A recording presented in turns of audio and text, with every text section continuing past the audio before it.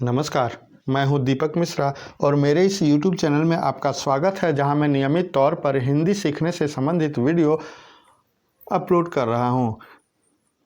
बीते 4 एपिसोड से हम कहानी पढ़ रहे हैं और कहानी पढ़ने का उद्देश्य बस केवल इतना है कि हमारी जो हिंदी पढ़ने की गति है वह बढ़े, उसमें तेज़ी आए।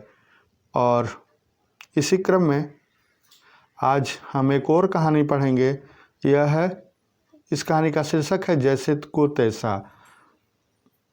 और अभी हम लगातार पंचतंत्र से ली गई कहानी, हिंदी में अनुवादित कहानी पढ़ रहे हैं। तो आइए शुरू करते हैं। जैसे को तैसा। एक स्थान पर जीर्णधन नाम का बनिए का लड़का रहता था। धन की खोज में उसने परदेश जाने का विचार किया। उसके घर में विशेष संपत्ति तो थी नहीं, केवल एक मन भर लोहे की तराजू थी। उसे एक महाजन के पास धरोहर रखकर वह विदेश चला गया।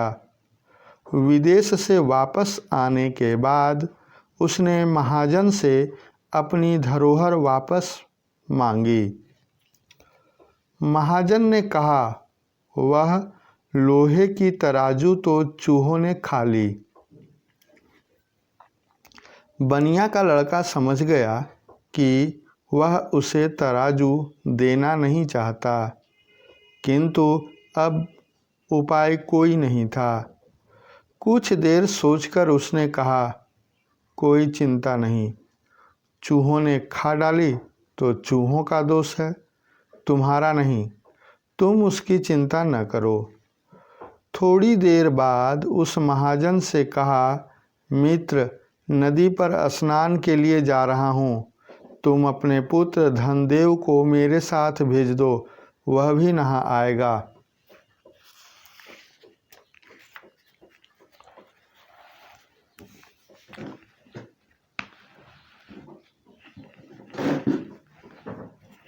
महाजन बनिए की सज्जनता से बहुत प्रभावित था, इसलिए उसने तत्काल अपने पुत्र को उसके साथ नदी स्नान के लिए, यहाँ ये मिसप्रिंट है, गलती से स्नान की जगह स्थान लिख गया है, तो उसके साथ नदी स्नान के लिए भेज दिया। बनिए ने महाजन के पुत्र को वहाँ से कुछ दूर ले जाकर एक गुफा में बंद कर दिया। गुफा के द्वार पर बड़ी सी शिला रख दी, जिससे वह निकलकर भाग ना पाए।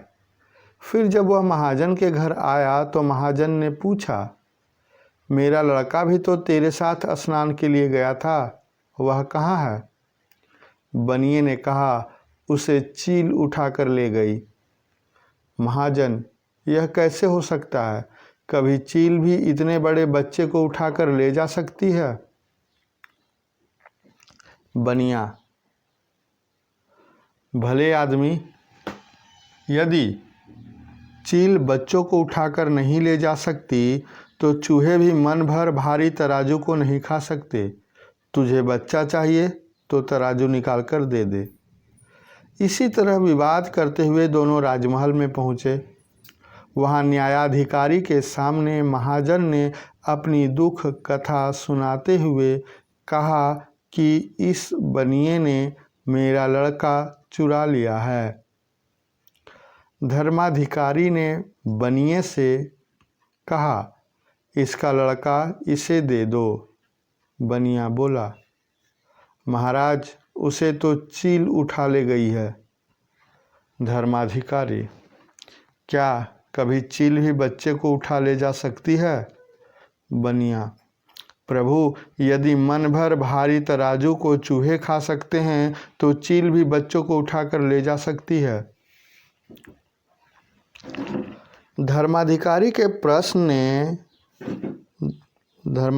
के प्रश्न पर बनिए ने सब वृतांत कह सुनाया। कहानी कहने के बाद दमनक को करटक ने फिर कहा, तूने भी असंभव को संभव बनाने का यत्न किया है। तूने स्वामी का हित चिंतक होके अहित कर दिया है। ऐसे हित चिंतक मूर्ख मित्रों की अपेक्षा अहित चिंतक बैरी अच्छे होते हैं।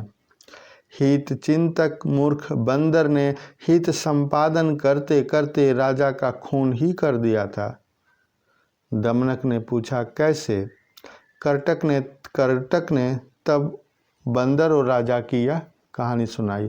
तो इस तरह यह कहानी जैसा को तैसा समाप्त हो गई।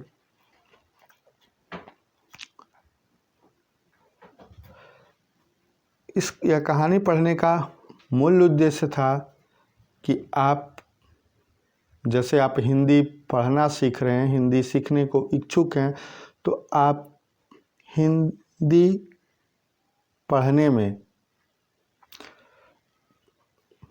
आपको कोई हिचक ना हो, आपकी गति बढ़े, बस उसी उद्देश्य से है। तो यह उद्देश्य तब पूरा होगा जब आप नियमित तौर पर इन सभी वीडियो के अलावा अन्य कहानियाँ भी या अन्य हिंदी पाठ्य भी पढ़ने का अभ्यास करते रहेंगे और फिर उसमें गति लाने की कोशिश करेंगे।